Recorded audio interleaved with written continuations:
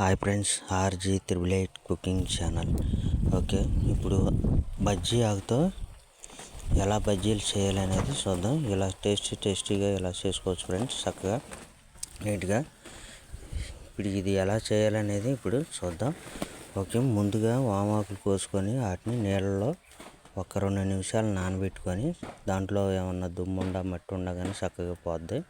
ఇలా నీట్గా కడుక్కోవాలి. ఇలా కడుక్కొని తర్వాత చక్కగా మొత్తం కడిగేసుకొని నీట్గా స్లో కడుక్కొని ఒక పొడి క్లాత్ తీసుకొని దాంట్లో ఇవన్నీ కూడా దాంట్లో పెట్టుకోవాలి. దానిపైన ఆరబెట్టుకోవాలన్నమాట. చక్కగా పొడి అనేది లేకుండా ఆకుల్లో ఇట్లా ఇడిగా పెట్టుకొని క్లాత్ అలా మూసేసి చక్కగా అట్లా పెట్టేసి ఉంచాలి.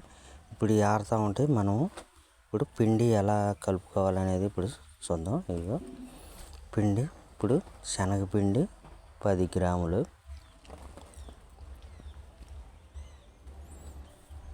బియ్యం పిండి 10 గ్రాములు, అలాగే వాము. దాంట్లో వాము వేసుకుంటే కొంచెం టేస్టీగా ఉండిద్ది.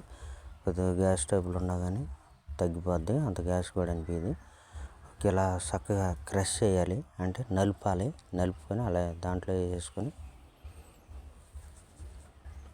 అలా చేసుకొని పసుపు కొంచెం, కారం కొంచెం,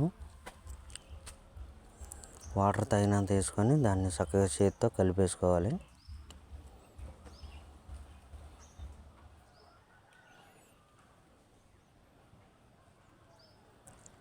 సాల్ట్ కొంచెం తగినంత.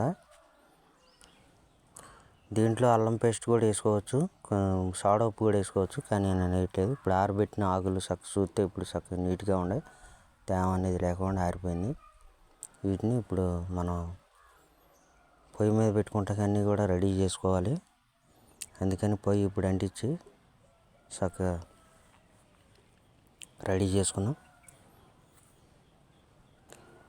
ఓకే ఫ్రెండ్స్, నూనె కూడా తగినంత వేసుకోవాలి, ఎందుకంటే మనం తక్కువ ఉన్నాం కాబట్టి.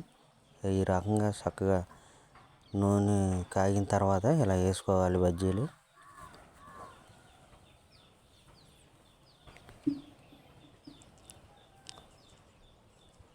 అన్నీ తిప్పుకొని చక్కగా ఇలా చేసుకొని లాస్ట్కి ఓకే ఫ్రెండ్స్, రెడీ అయిపోయినాయి.